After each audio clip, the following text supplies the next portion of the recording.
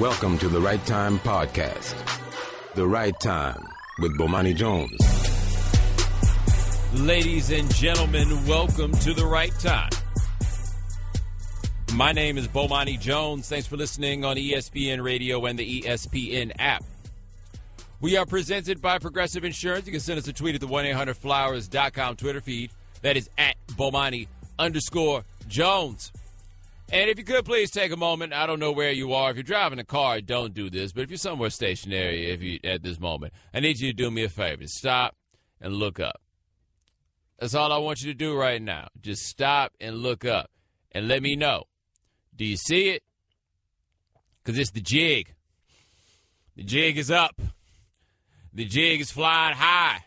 High in the unfriendly skies. The jig. Do you see it? Break out your telescope if you got to. Where is Neil deGrasse Tyson or one of these people? Do you see the jig as it floats overhead? For the jig is up. How's the jig up? Dianna Russini of ESPN has reported that John Harbaugh and Ozzie Newsome would like to sign Colin Kaepernick to play for the Baltimore Ravens. But it gets up to the owner, and the owner has been resistant. In fact, she says they have, quote, met resistance from him. And Russini goes on to report that, in fact, other teams have also been interested in signing Kaepernick, but their owners have also then been resistant. And the whole league's got to be like, ooh, ruh-roh. So how you going to handle this, Baltimore? And I do say, how are you going to handle this, Baltimore? Because you're on your own, buddies. Like, the Ravens are going to have to stand out here, and they're going to have to take these bullets for the entire NFL. Nobody's going to step up and be like, yeah, us too. Nope. Steve Scheider, you are on your own. You have got to figure this here out, like, right now, because what has happened is just about every excuse for Kaepernick not having a job other than they're trying to keep him out is kind of going out of the window. And the reason I say that is a lot of you guys tried to hit us with this argument that it was all football reasons. Everybody and their mom tried to come out and say that he just wasn't a good enough football player. Ozzie Newsome's one of the best general managers in the league. John Harbaugh, one of the best head coaches in the league. Both of them are like, yo, bring this dude on. The owner is like, no, I don't think we can do that, bro. So you still going to tell me this is about football? Are you still going to tell me that this is about football? You can come out here and talk about it being business or everything else, but nah, man. Too many people tried to tell us that this was about football, and if you really came out here and stood on a limb to say this is about football, I don't know what the hell you're going to do right now, because football just came back and said, no, not really. Speaking of this being about football, what's it like to be Joe Flacco right now? You stop taking a moment to consider what it must be like to be like Joe Flacco, be Joe Flacco right now. Think about this. We're all operating here under this idea that maybe the Ravens would bring Colin Kaepernick in because he could be a backup for Joe Flacco, because anybody with eyes would have to acknowledge that Kaepernick is a better quarterback than Ryan Mallett, and it did not help that over the weekend they had this scrimmage, and what they say, Mallett threw 5 interceptions in the scrimmage. That's like the Al Bundy in reverse. Oh, no, 5 interceptions. Not in the season. 1 game. That was Ryan Mallett. He gave you that. So we say, hey, the Ravens use a backup quarterback, right? But if you're Flacco, nah, you got to be thinking a little bit deeper on this one. Shannon, you remember this when they talked to Flacco early, and Flacco's like, yeah, I don't mind you bringing in Colin, but I'm the starter? So he tried to kind of dance around that, and I'm fine for him getting a shot, but just not here. Yeah, that was his thing, right? Flacco knows. Let me tell you, man, you don't bring Kaepernick in to be Joe Flacco's backup just to watch Joe Flacco.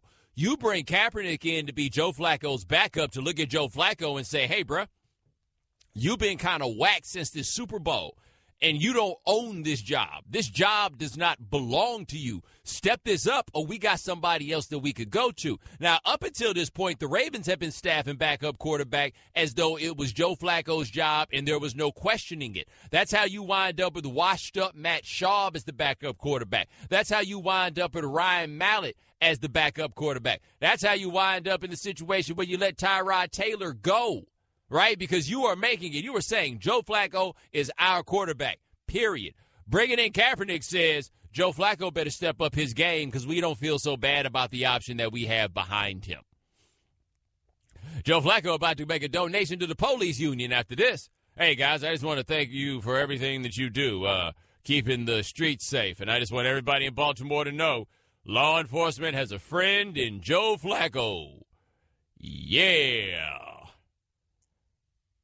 Because you know what this is if they bring that dude in there. And you have to acknowledge, by the way, another group of y'all has to acknowledge this. Shannon, you remember all the people that said the problem with Kaepernick was he was too good to be a backup quarterback? And they didn't think he'd be willing to be a backup quarterback? Remember all those people? Yeah, I remember those arguments. Yeah, so they would kind of then have to acknowledge bringing him in is to say maybe he might be better than Super Bowl champion Joe Flacco. Although the difference between saying Super Bowl champion Joe Flacco and Super Bowl champion Colin Kaepernick is the matter of about, 5 yards? Right. So, yeah, Joe Flacco's got to be saying, no, please, we need as big a controversy about this as at all possible. Because you can't go to Baltimore now, right? Like, this absolutely cannot be done at this point. This horse has left the barn. By the way, it's important to note, we told you earlier, ESPN's Dianna Russini reported that John Harbaugh and Ozzie Newsome would like to sign Colin Kaepernick. However, they have met resistance from ownership. Ozzie Newsome says no, that the owner has not blocked them. This is the statement. He says, we are going through a process and we have not made a decision. Steve Bisciotti has not told us we cannot sign Colin Kaepernick, nor has he blocked the move. Whoever is making those claims is wrong. Now, here's what Dianna said on NFL Live today in response. Well, it may not be semantics. I'm not even reporting the word blocked. What I'm reporting and what I'm being told from inside that organization is that he is showing resistance to signing. Ozzie Newsome, the general manager, and their head coach, John Harbaugh, want Colin Kaepernick on the team for his football, for his ability to play quarterback. They believe he is better than what they have right now, which is Ryan Mallett. So in terms of the word block, that's not what I said. So they're sort of responding to something I've never reported. So at this point, what I can report is Steve Bisciotti is showing resistance to the signing of Colin Kaepernick. And something that is also interesting, to take a look at too as well, Susie, is this Sunday, the Baltimore Ravens are practicing at the Naval Academy. So this Sunday, that's where they'll be hosting their practice. So that is also another interesting element, and you have to wonder if that has something to do with it. Oh, why is it, by the way, Shannon, whenever this Kaepernick stuff comes up, it's always Army Day or Navy Day. Didn't they have Navy Day in San Diego, the first game afterward? But remember, that was the day that the kneeling started, because before he just sat down by the Gatorade cooler like he ain't hear the song was coming on. The kneeling was in reverence to the military, as you may recall. But y'all don't like to talk about that part because you're too busy being mad about another part. By the way, here is John Harbaugh, and apparently a whole lot of people got their heads together, and it's like, so how are we going to say something while also saying absolutely nothing? And this is what they came up with. And can we give you the obligatory Colin Kaepernick question? Any updates? Do not have an update on Colin Kaepernick or our quarterback situation. And really, I'll frame that this way. There are other positions we're looking at, too, and I don't have any updates on those either. So I think they're all in the same category. Hold on, can we play this one more time just so you can hear how weak this dude was asking the question? Just be like, I would ask you about this, bro, but my editor says I gotta, Pops is tripping, It's like both eyes. Yeah, listen to this. And can we give you the obligatory Colin Kaepernick question? Any updates? Do not have an update on Colin Kaepernick or our quarterback situation. And really, I'll frame that this way. There are other positions we're looking at, too, and I don't have any updates on those either. So I think they're all in the same category. Go ahead, like, hey, Harbaugh's like, hey, man, my name's Bennett. I mean, my name's not really Bennett, but they call me Bennett at work. Like, right here, like, at this moment, my name is Bennett. So, yeah, man, you tell me what you got, man. If it's not football reasons and it doesn't appear to be football reasons, how do you continue to defend what's going on here? 888-729-3776. That's our telephone number. Coming up next, shout out to the Baltimore Ravens as they continue to make history. Find out how on ESPN Radio, the ESPN app, Sirius XM Channel 80. The Right Time with Bomani Jones. Ladies and gentlemen, welcome back to The Right Time. My name is Bomani Jones. Thanks for listening on ESPN Radio and the ESPN app. We are presented by Progressive Insurance. Pablo Torre of ESPN Magazine will join us next segment. Pablo Torre will join us at 4:30 Eastern. 888-729-3776. That's our telephone number. And hey, Stop Straight Talk, brought to you by Straight Talk Wireless. Best phones, best networks, no contracts.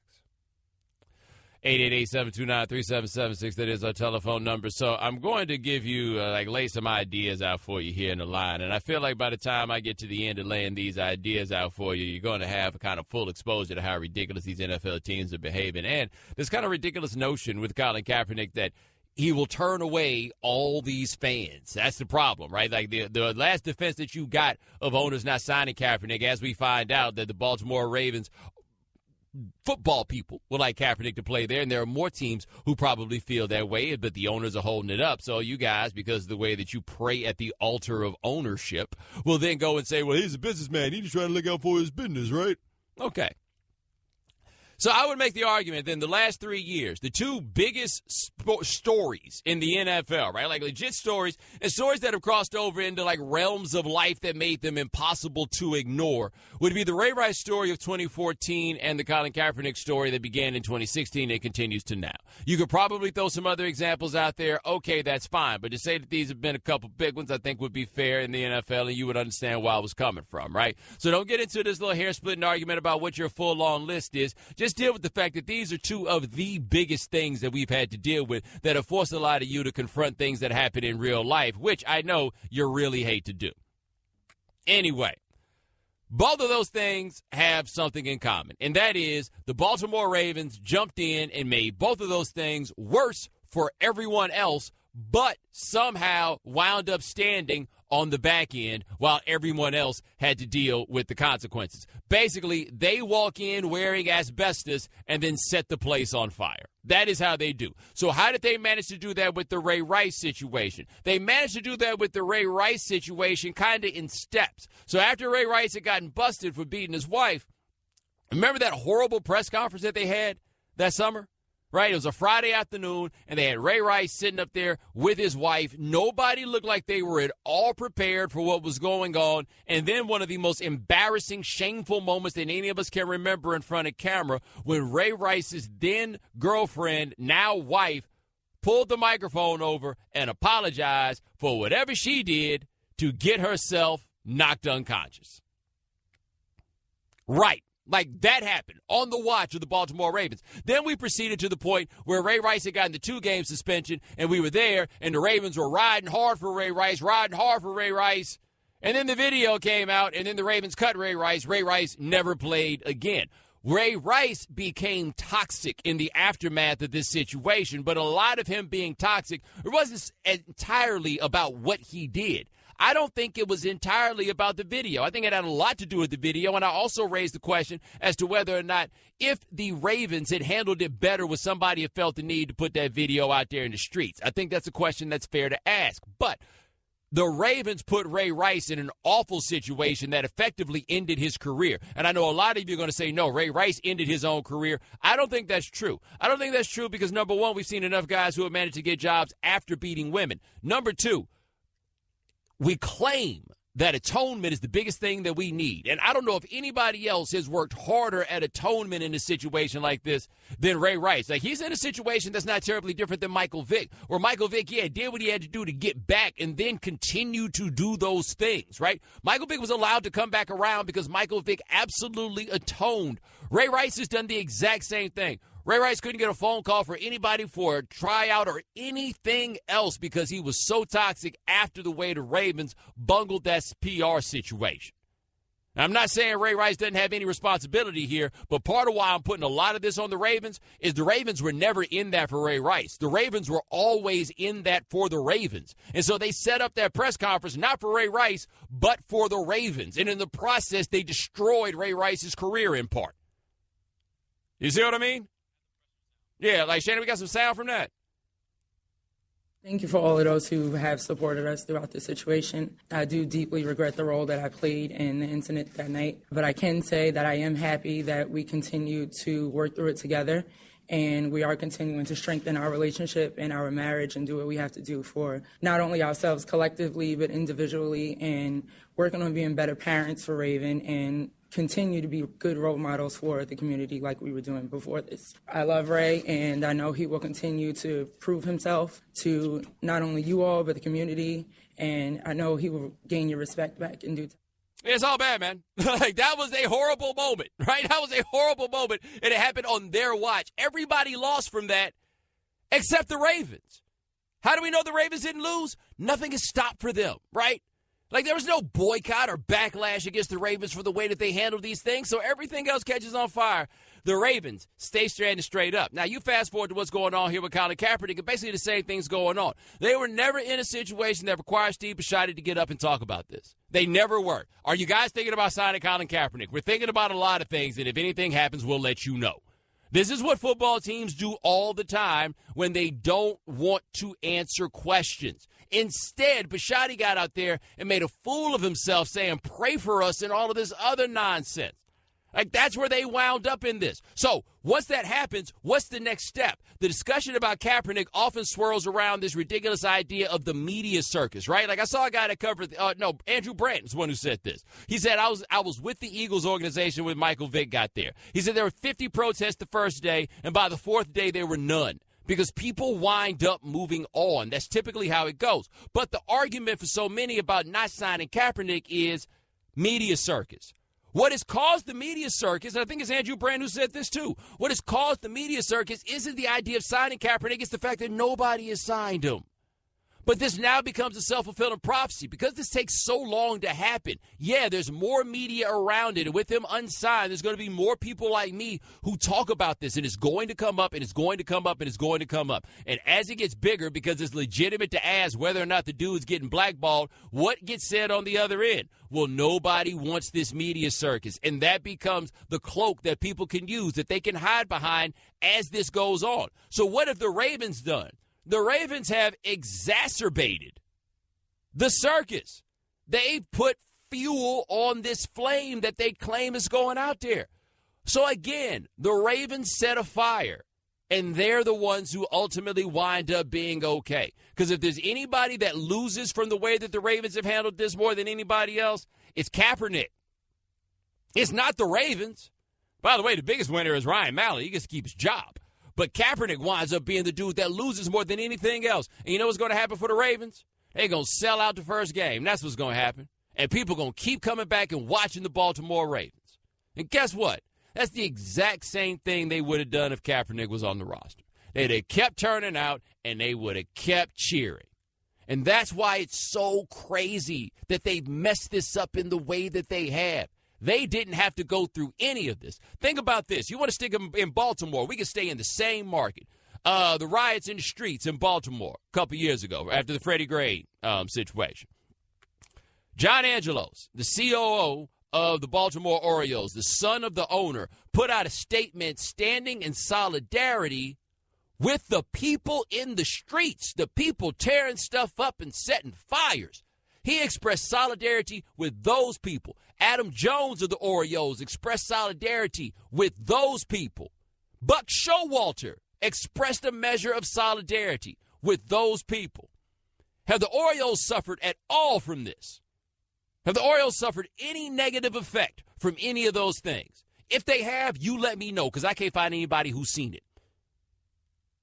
So the Ravens are going to come into week one, and they're going to keep selling tickets. And people are going to keep turning up to watch their games. While you might have set fire to the one chance this dude had to get his career back on track. Great job, guys. Doing something that you didn't have to do, proving that you didn't have to do it, winding up okay while everybody else loses. Straight Talk Wireless, nationwide coverage on America's largest and most dependable 4G LTE networks. All right, coming up next, we'll talk to Pablo Torre. If an owner was willing to defend Ray Rice but not Kaepernick, is anybody going to take him on? You're listening to ESPN Radio, the ESPN app, Sirius XM Channel 80. The Right Time with Bomani Jones. Ladies and gentlemen, welcome back to The Right Time. My name is Bomani Jones. Thanks for listening on ESPN Radio and the ESPN app. All guests join us on the Shell Pennzoil Performance Line, just like our next guest. He writes for ESPN, the magazine. He'll also be hosting a television show with me starting January 2nd, 2018. His name is Pablo Torre. So, Pablo, have you enjoyed hearing the mental gymnastics of those who now can no longer say Colin Kaepernick doesn't have a job for purely football reasons? You know, I just wish that the Ravens, Bomani, I wish the NFL, I just wish they weren't so politically correct. That's what it comes down to. I feel like PC culture has truly invaded our sports. I was really doubtful when I first heard this argument used against people on the other side of the aisle for years and years, but now I truly see the harms that political correctness can cause in terms of getting in the way of actual sports and winning games. Well, continue. I think that's an interesting point that you broach. Well, think about it. Political correctness is seen as a phenomenon that occurs when a large population of people tell others how they should think, how they should dress, how they should look, how they should sound. And you may have thought that the election of Donald Trump would have changed the terms on this argument, right? How could something be politically correct if our politics are suggesting that they are one way? Political correctness, of course, has been used as a weapon against those who are in favor of things like, quote-unquote, diversity and civil rights, quote-unquote, all those things. What we're realizing, I think it's pretty clear, is that the people who are demanding all of these things are actually those who are alleging political correctness in sports. Like the Ravens and the NFL owners, they are listening to the mob. The mob just isn't the one that tends to have these terms really straight in their mind. All right, we're talking to Pablo Torre of ESPN the magazine here on The Right Time. I mean, we can be simple about this. I think it seems pretty clear. It seems that a certain segment of the ownership class is afraid that there's a certain class of white fans that they are going to offend. Because every time we talk about this, it's about how the fans are going to feel as though those fans are the only fans who exist. That's right. And look, we have straight up, I mean, the President of the United States saying in his joking way that NFL owners don't want to sign this dude because they fear a tweet from Donald Trump. I don't think that's literally true, but I think your point holds, which is the people who are most vocal in this marketplace are the ones who tend to decry political correctness while exercising the very weapon of political correctness.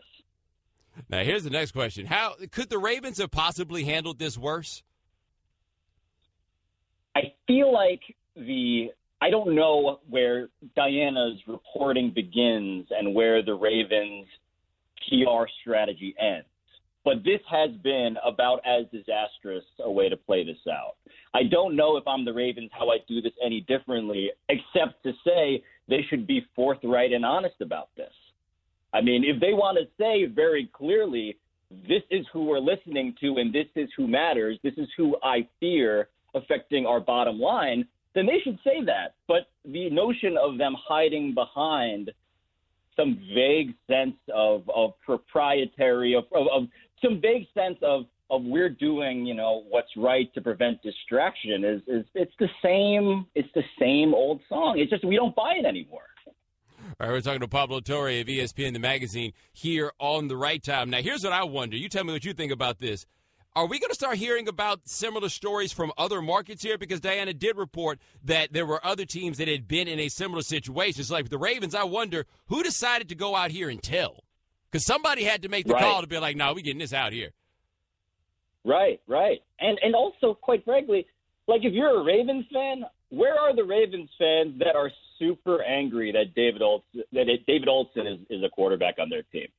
Like, at what point do we begin to – because I think what you're hinting at is the football people are saying it is an abdication of our football duty to sign David Olsen instead of Colin Kaepernick. That seems to be, to me, that's my interpretation of Dianna's reporting. Someone had a vested interest in saying, no, the football people got this right. The politics people, so to speak, got this wrong. And if that's the case, I feel like more fans should be outraged about that. And I imagine if you're a fan of another team and their quarterback situation is such that you need a guy to plug in there for a couple of weeks, yeah, I would be pretty angry about not having Colin Kaepernick at this point because the pickings are that slim. By the way, how do you feel if you're Joe Flacco right now? Because the way I see it, if you're the Ravens and you bring Kaepernick in, that's not just to replace Ryan Mallett. That's to make sure Joe Flacco knows, hey, this job does not belong to you. I mean, Joe Flacco, I think, has handled this. I think the person who has acted most logically in their self-interest here is Joe Flacco. Because what do we have Joe Flacco saying on the record besides, if Colin comes in here, he's not the starter? Right. But like, he might be. Hold on, but how long would he not be the starter? Because Joe Flacco has not been good. Yes. Also a major concern, and underscores the problem of what happens when you eliminate all of these other variables. I mean, they have that phrase, when the tide goes down, we see who's not wearing shorts or something along those lines. Mm-hmm. Yeah, there's no water right now. We're just seeing exactly what's left, and all that's left is a pantsless Steve Bisciotti. We're talking to Pablo Torre of ESPN Magazine here on The Right Time. Also, Pablo and I will be hosting the 5 days of PTI starting tomorrow. So as we look at this and we see how this has gone, for the league, is there anything that could possibly, I don't know if happen to them is the right word, but the more I think about this, if Kaepernick doesn't have a job next week, next year, whenever it is, then what? I mean, this is where I think Colin Kaepernick, if Colin Kaepernick has a larger mission here, and I'm not suggesting that his mission has been to not get signed by an NFL team. I think he actually would enjoy playing football again. The fact that he's indicated that he would no longer protest in the way that he did last year is indicator of that, I think, above all else. But in terms of the mission, which is to establish, again, in this culture of political correctness, what actually isn't okay? What are we actually censoring? Who are the actual people who are exercising the cudgel of a mob mentality to suppress certain opinions? We have, again, a list of things that have been crossed off except for a person who is talking about civil rights and police brutality. And if you're the NFL, that being the one example of a guy who could not be forgiven or worked into the system, even if you wanted to, that to me is such a damning statement. Was that word cudgel? How do you spell that? Cudgel. I'm unfamiliar with cudgel. I had not heard cudgel before. I think in my mind, it's like a weapon that you would use in gangs of New York. Like there are like rabbit pelts stuck to the wall, and there's like some sort of mallet thing with a real, pun intended, I suppose, a mallet thing with like a sharp end of the stick, and you just like beat rabbits with it to kill them. That's my mental understanding. It's like a primitive version of the tire tool. Don't maybe go to the trunk and get my cudgel.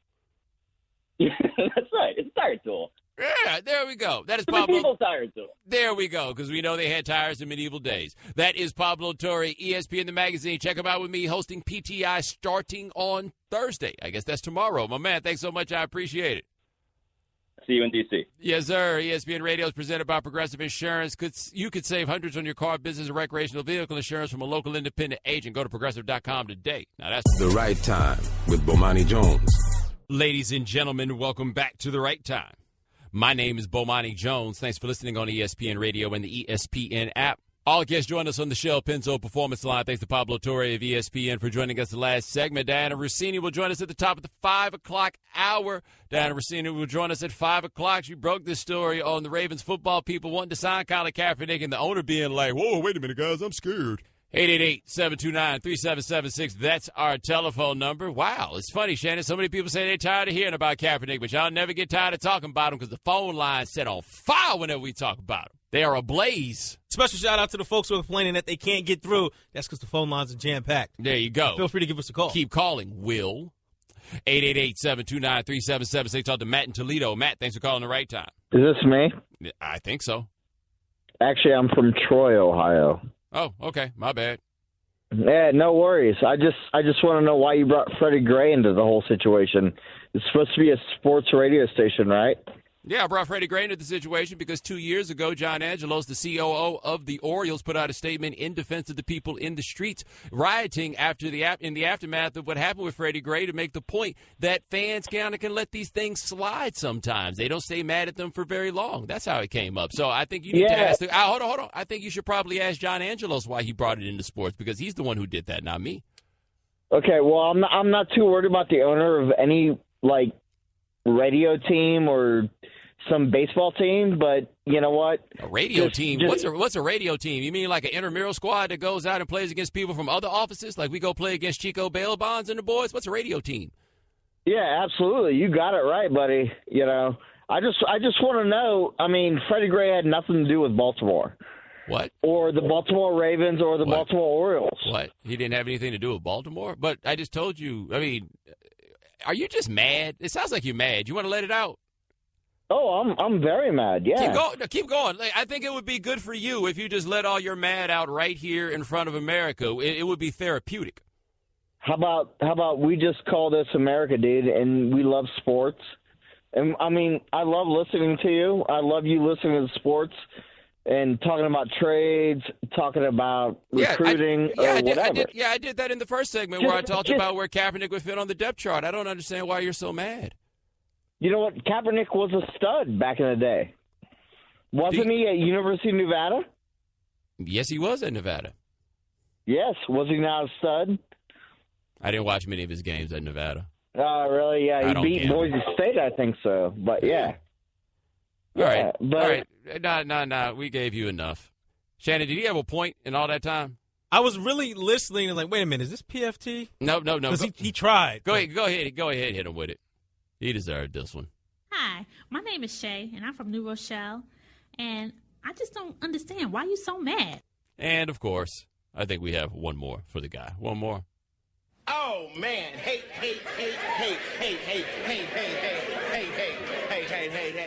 888-729-3776. That is our telephone number. Let's talk to Tavon and Raleigh. Tavon, thanks for calling the right time. Hey, Bomani. I was just wondering, do you think there's a big enough backing of the people on the opposite side of the spectrum that's going to boycott the NFL, including myself?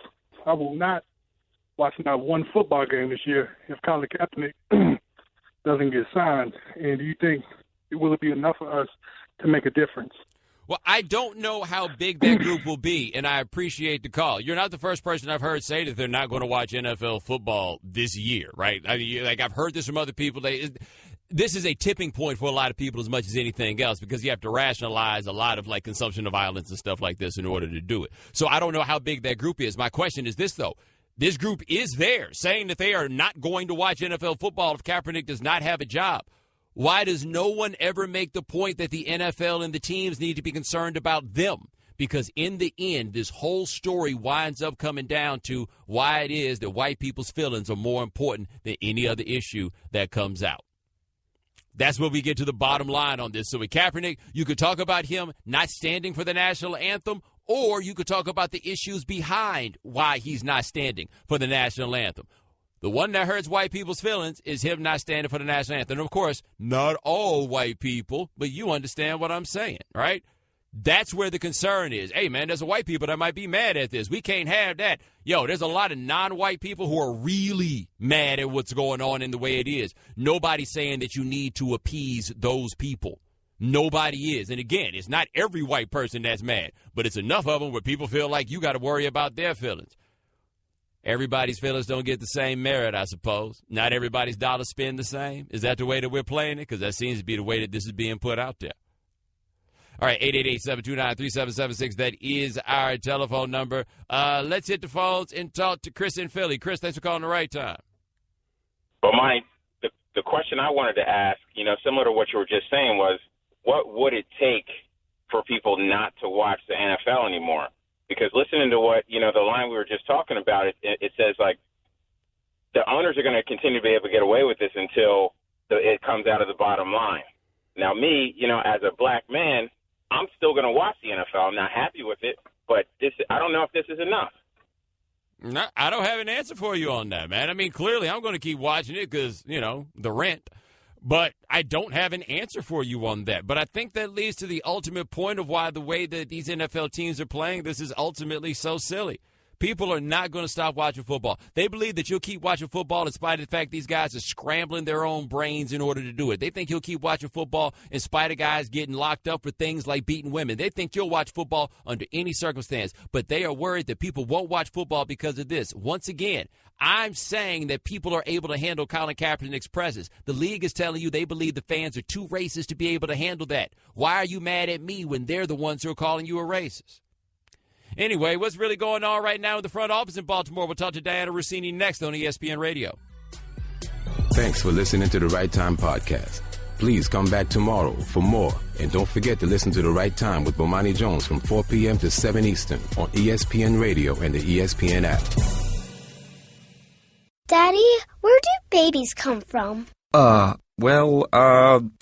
Mommy went to the store. Oh, well, you see, there's a mommy and a daddy, right? Right. And see, when they call Geico, they could save a bunch of money on car insurance. Oh, really? And that makes them happy? Yes, that makes them very happy. That's good. Yeah.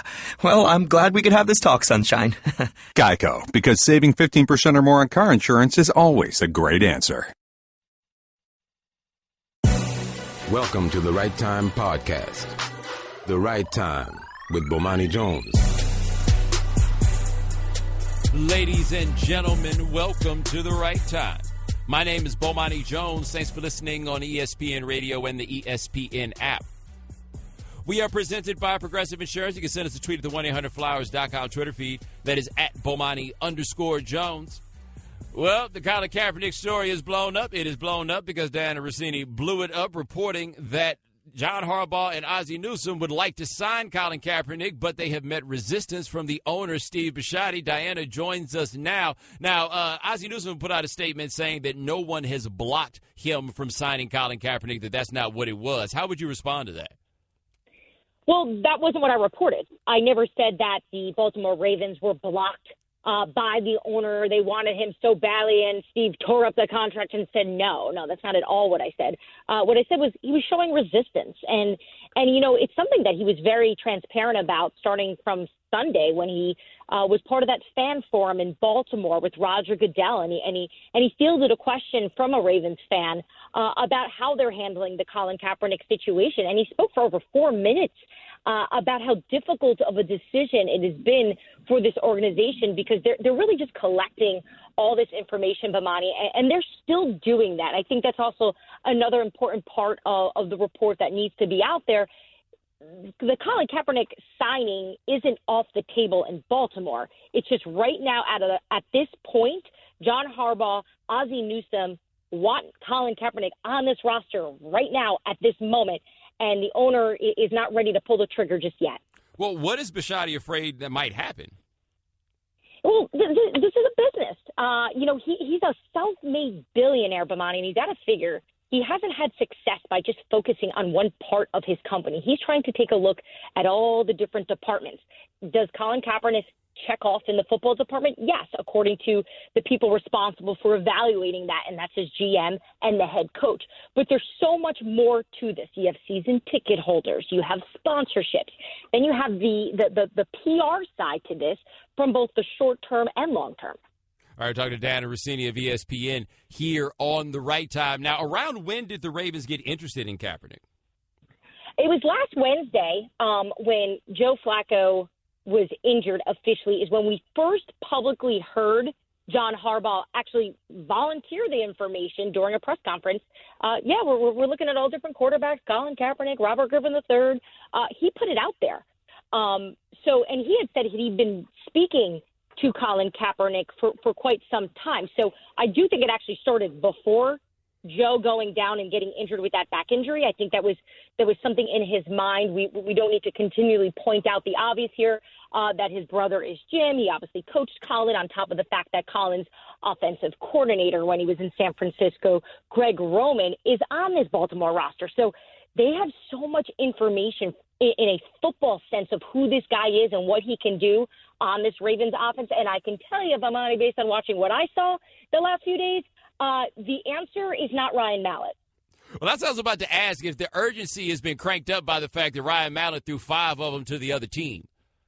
Oh, my gosh. It's bad. It's really bad. And I'm not listen, we're talking about a Ravens defense here, okay? We're not going out against a weak group here. There's one of the best in the NFL right now. But watching this, you're seeing the offense struggle. They're not able to get through the full team drills because they can't put the ball in place. No one can throw downfield, interception after interception, pick after pick. And I think while they wait for Joe to return, they need somebody to get this offense ready. I was talking to Danny Woodhead yesterday about it. And you know, he pointed to the fact that they're trying to find some groove in their offense, but you can't find it if the quarterback if he can't do the job. All right, talking to Dianna Russini of ESPN here on the Right Time. Now, speaking of Flacco, I mean, he is their starting quarterback. We know this, but he hasn't been so great since he got the extension after the Super Bowl. So where are the Ravens with him? Well, right now he looks like a god compared to what they're looking at in front of him. I saw Joe yesterday at practice. He was walking around, and I had an opportunity to talk to John Harbaugh on SportsCenter yesterday. And I was assuming this whole time, full disclosure, that Joe's injury was a lot worse because of all this, because of the controversy surrounding Colin Kaepernick. My thought was, why are you bringing this on yourself if Flacco's not that hurt? Why waste the time? Why draw all this attention? Plus, you have to deal with me out there because I probably wouldn't be at Ravens camp if this wasn't a story. And, Coach said yesterday he expects Flacco to be back at some point during the preseason, definitely by week 1.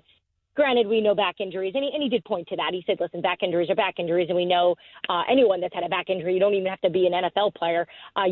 Sometimes you just wake up and you feel terrible. But at this point, they're hoping he's going to be back soon. And really the story of Camp Bomani has been injuries. I mean, every single day they are dropping like flies.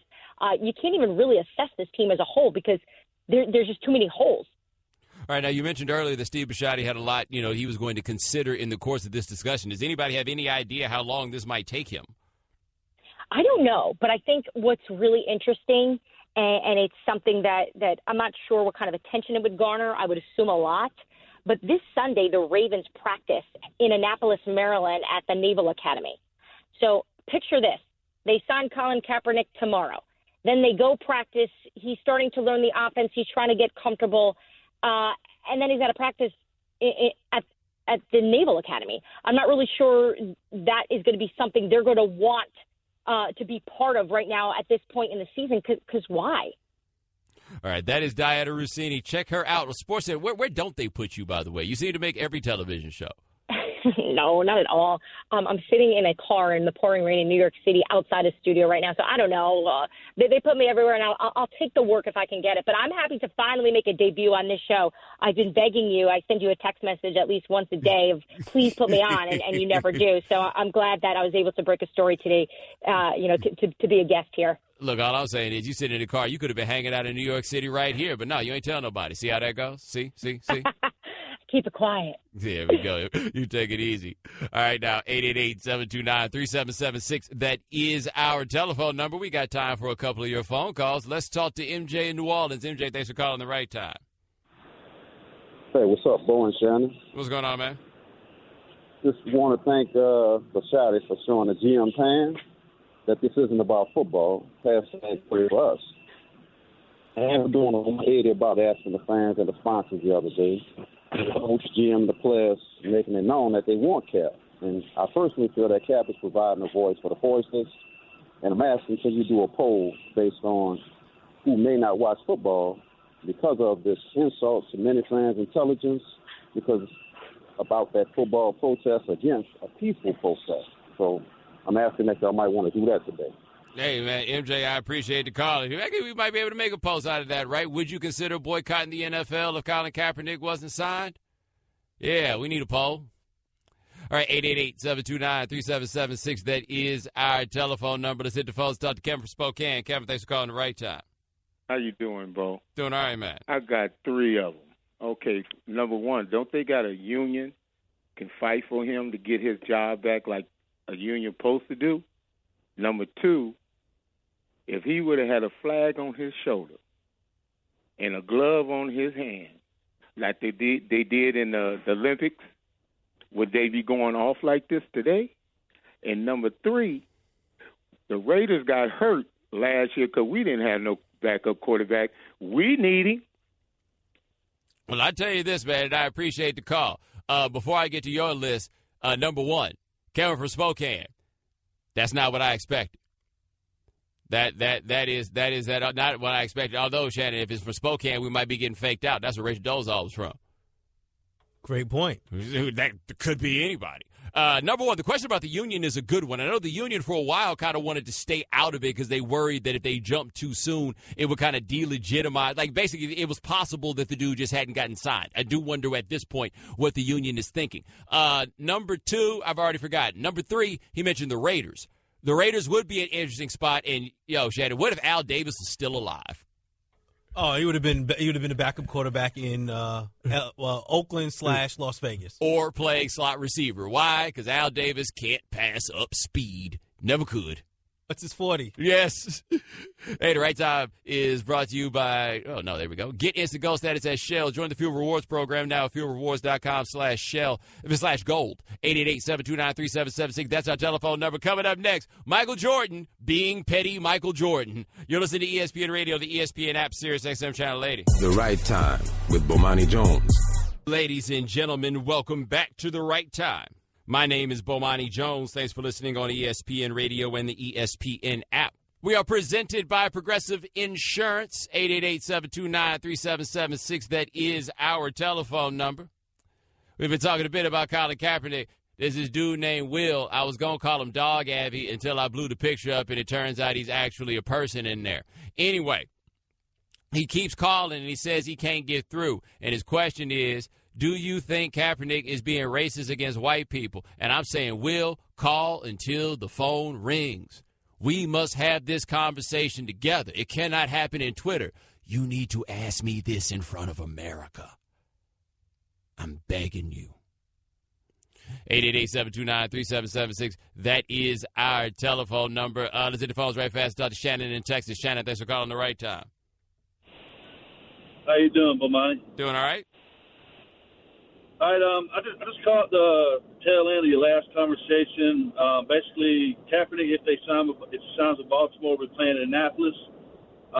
Personally, I'm a veteran of 2 different services. I know a lot of people that are veterans of different service. My brother, there's no problem between veterans and the military and Kaepernick. It's not them. So I don't think you'd have a problem playing in Annapolis, even if it's just practice. It's not between the veterans or the military. It's people more or less that are not in the military that have this problem with him practicing his free speech. That's what we stood for. Well, Shannon, man, I appreciate the call. And I would also note, as we talked about earlier, they did the game last year in San Diego on Military Appreciation Night, and that's when the kneeling started in deference to the military. I've heard far more about disrespect to the veterans from non-veterans. Shannon, tell me if I'm wrong. Every time we have a veteran who calls in, they all say that they don't have a problem with Kaepernick. Every last one of them. I mean, literally every single one of them. And this does bother me. Stop using the veterans. Like, for real. Like, stop taking those people and then manipulating them in order to achieve your goal. As I have said on this show before, we got a lot of veterans in this country, and they are hurting really, really bad. And you standing up for the national anthem ain't doing a damn thing for them, right? A little discount at Golden Corral ain't really doing a damn thing for them. Like, all those things are cool, and I think they make you feel good about yourself. But in the end, when you talk about the things these cats talk about they brought back with them, like within their minds and their bodies and their souls and all the things that they're fighting to try to get through and just to adjust, getting back to the day-to-day life, and all you talking about is I show respect to the veterans by standing and by opposing Colin Kaepernick being in the league. The veterans will probably never tell you this out loud, but I feel like a lot of them are like, I wish you could show me your appreciation in a way that was a little bit more helpful. All right, 888-729-3776. That is our telephone number. One more, Eric in South Dakota. Thanks for calling the right time. Hey, Bomani. Thanks for taking my call. Yeah, man. My concern with this whole Kaepernick thing is backup quarterbacks aren't supposed to be a distraction or bring any drama with Whoa, them. but hold And on, the hold on, media hold on, stop though. Colin Kaepernick was a backup quarterback for a nice stretch last year with the San Francisco 49ers before he got the job back from Blaine Gabbert, and there really wasn't much distraction going on. So we kind of have an example of what happens when he's a backup quarterback. It was the same way when Robert Griffin was a backup quarterback in Washington, and there was no distraction because the backup quarterback generally isn't made available to the media. So what you talking about, bro? It's this right here, what we're talking about right now. Right. But I said the backup quarterback doesn't get typically talked to by the media, and if he wouldn't be playing, it wouldn't come up if he was the backup. So, like, after the first couple of days of him being on the team, what are you talking about? There's always going to be that question. What do you think about Colin? How do you think about his feelings? Every player on that team is going to be asked those questions. But that only happened for like a week or two with San Francisco, really. Like, you act like this has never happened before. It's happened before. So why are you ignoring, like, the things that have actually happened? Why would somebody want to bring that in? I just told you, there's nothing really we're talking about bringing in. We've already seen this happen before. It went smoothly. Everybody in San Francisco says it wasn't a thing. So why are you assuming it's going to be a thing? Because we're talking about it right now. We've been talking about it for 2 and we months. talked about it before in San Francisco, and then the time passed and it went. Like, we probably won't talk about it as much if the dude stops being blackballed. So what are you afraid of?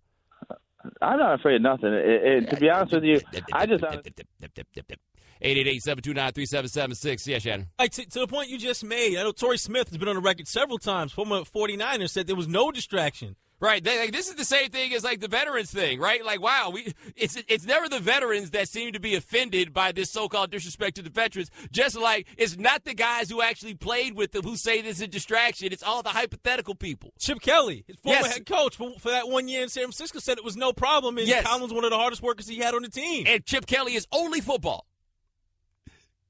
888-729-3776. Scott from Charleston. Thanks for calling the right time. Yes, sir, Bomani. What would be different about this matter if a white quarterback did the exact same thing? And what is Colin's race? Why is race being brought into this? I think he's protesting the national anthem, and I don't like that. And I don't think it has anything to do with race. What race is Colin Kaepernick? You tell me. You tell me. I asked you first. Oh, I'm not the arbiter of race, sir. I guess that's not full. So why have you inserted race into this thing?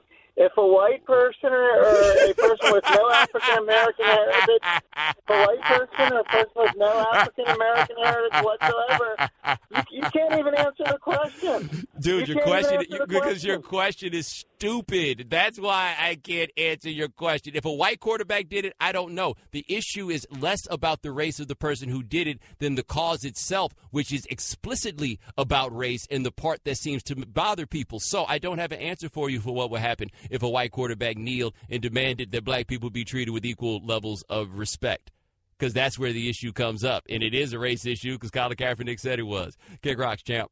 One more. Kevin in Michigan. Thanks for calling the right time. Kevin?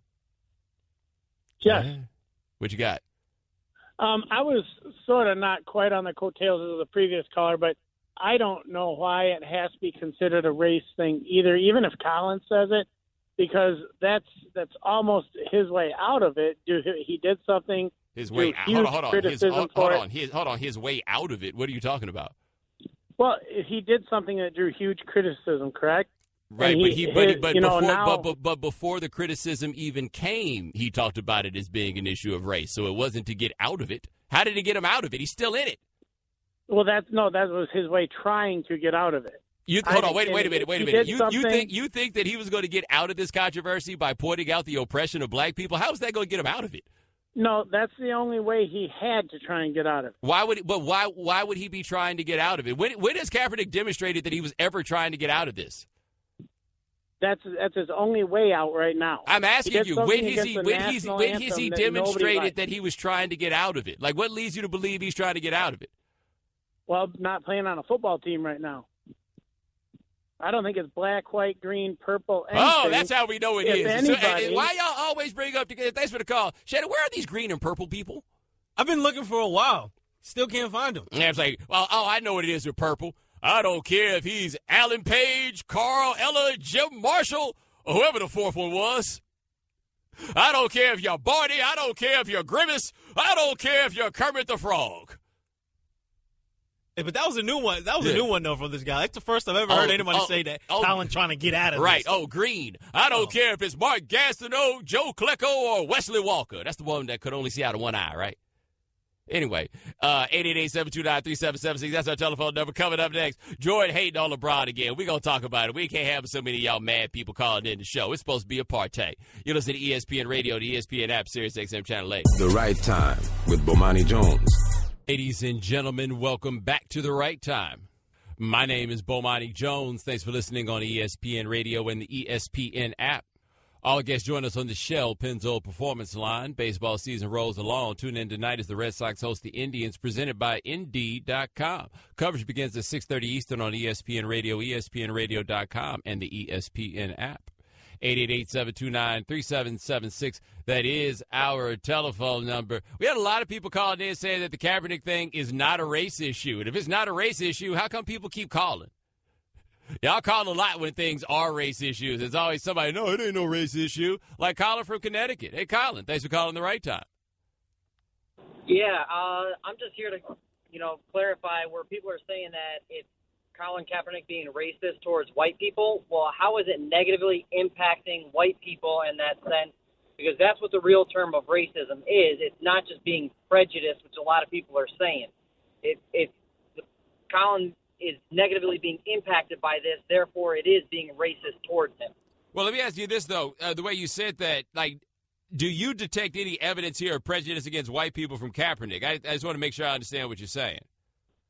I don't think it's prejudice towards white people in general, just prejudice towards the system in which he's being treated by select individuals of power who happen to be white in this scenario. Well, I tell you this, and I appreciate the call. And part of where this is interesting, I think, is one thing about the police. I don't know if you look. They let other people be police officers, too. And one of the more interesting things that gets spelled out in these discussions is the police are always used as a proxy for white people. Like the police are viewed as living out or pushing the agenda of white people in this country. Like one thing that happens in cities, like Miami is a city like this, for example, where they've had problems on matters of race when it comes to the police. So what they do is they then fill the police force up with a lot of non-white people, but go look up how the Miami Police Department has gotten down over the years as to how much has actually changed in that regard. So, Colin, great call. I thought you were saying something else from the description. All right, 888-729-3776. That's our telephone number. Switching gears, Michael Jordan was at his flight school camp, Santa Barbara, California. Somebody asked Mike if he would rank LeBron over Kobe. Word is Mike emphatically said no. He said he would not because there's something about 5 that beats 3. And he goes, now he may be better than that, but Kobe won 5 championships, LeBron won 3. And that is very interesting, Shannon, because I just found out that Michael Jordan would rank John Havlicek over Michael Jordan. We should have a breaking news sounder right now. Yeah, John Havlicek, better than the GOAT, according to Michael Jordan. John Havlicek got 8, right? Would that not make him better? Is Michael Jordan ranking Robert Horry over him? Or is Michael Jordan just like, I need to stiff arm LeBron once again. Get off me. Because by saying this, he's like, yo, forget about even talking about me. Put him up there with Kobe because Jordan's going 6 over 5 when it comes to Kobe. Jordan don't want to entertain anybody, be it anywhere near or anywhere close. Like I imagine, are Jordan and LeBron ever in the same room? Because you know what happens if they are? Off come the jeans to reveal those hooping shorts underneath. Yeah, Jordan got rip-away jeans. Jordan is like, yo, you ready to hoop right now? You ready to go? We can do this. Right? And poor LeBron be out there playing all night with Mike. Beat Mike the first time. You know it's 2 out of 3, right? If you thought it was physical and he got game, right? Woo! Jordan mess around and break your collarbone and be like, oh, you going to call that? There's the blood. I'm sure we're not going to call that. But this is, Jordan, first of all, of course we knew that Jordan would say something like, I'm better than LeBron. Him putting the Kobe thing in there is more so of a thing. So should we make another poll question? I don't know how we're going to phrase it. You figure out how to phrase it, but who was happier to hear Michael Jordan say this? Kobe stands or protectors of the Jordan legacy? Yeah, figure out the phrasing on the question. The answer might be yes. The Kobe stands. Like, the thing about protectors of the Jordan legacy is, protectors of the Jordan legacy, a lot of them have then, assumed Kobe stand-em in order to stave off LeBron. But Stave. You dropped a stave on me. I wasn't even ready for that. Here I am typing in the poll question. You drop a stave. Stave. But the Kobe stand, they just need anything for Kobe over LeBron because they're running out of things to hold on to. In fact, the only thing they have left is 5 over 3. That's the only thing they have left, and they holding on tight. That's the worst thing for LeBron. LeBron's stuck fighting two sides of it. Jordan never really had to fight one, though, because there was no, clearly defined so-called greatest of all time when Jordan was coming. Because I would have argued Wilt Chamberlain at that point, but people got real big on the Russell and Rings thing as we went on, right? But you had Wilt Chamberlain, you had Russell, you had Kareem Abdul-Jabbar. You had these other people that you could point out. Jordan is the first truly Babe Ruth figure for basketball, where it's the one that you hold up and everybody has to measure up to that one. And so LeBron has to deal with that and the prodigal son of Michael Jordan, Kobe Bryant, because Kobe reminds people so much of Mike that he became the next guy in the Mike legacy, even though Mike is so much better than Kobe and LeBron is so much better than Kobe. All you got on your side is 5 greater than 3. You know what that means? They're going to hold on to it. All right, 888-729-3776. Kevin from Kentucky, thanks for calling the right time. Hey, Bomani, thank you for taking my call. Yes, sir.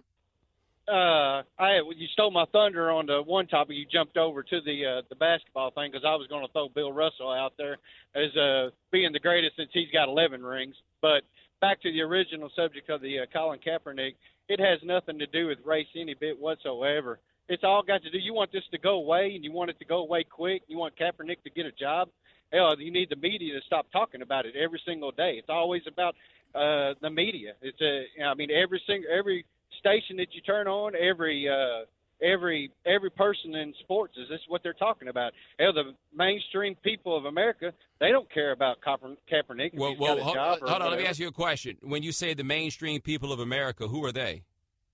Well, the mainstream media gives the perspective of mainstream America, and mainstream America, you're just putting thoughts into words for them. Nobody cares if Kaepernick plays or if he doesn't play. They're going to watch football regardless whether he's playing or not. But they stop talking about this every single day. Hell, it gets brushed under the rug. It's quiet. He gets picked up by somebody.